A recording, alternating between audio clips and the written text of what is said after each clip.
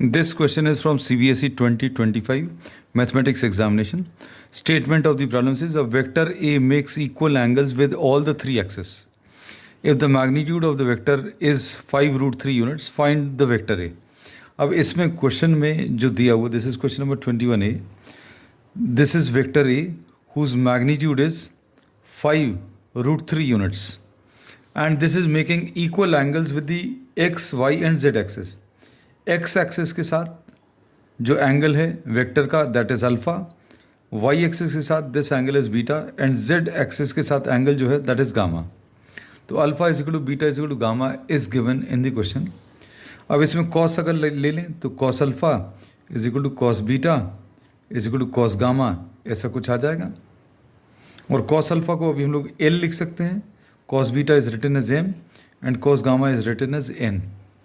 और relation between l, m and n हम लोगों को मालूम है. These are what, nothing else but the direction cosines. L square plus m square plus n square this is equal to 1 होगा.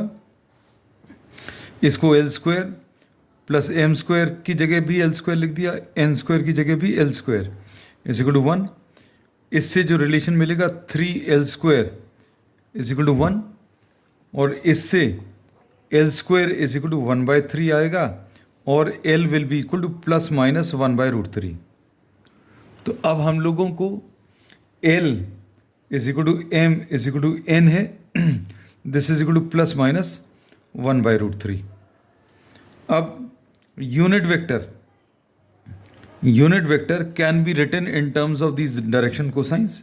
Unit vector अगर किसी भी डायरेक्शन में बताना है तो ये l i plus m j plus n के ऐसा लिख सकते हैं.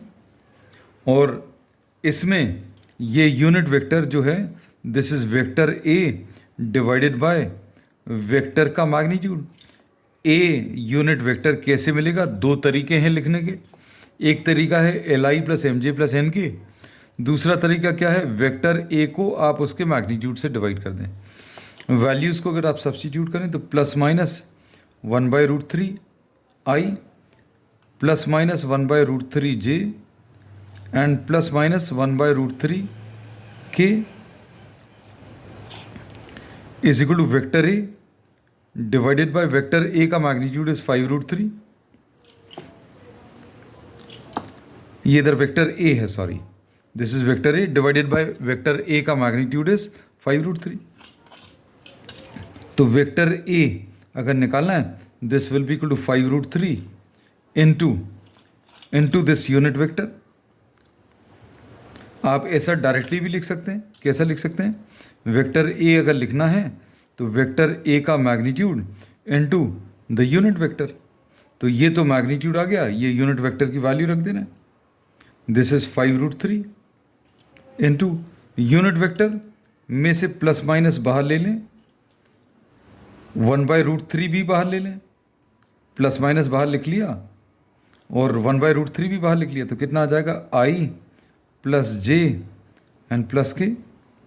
इसमें √3 कैंसिल होगा, so the answer will be plus minus 5 i plus j plus के.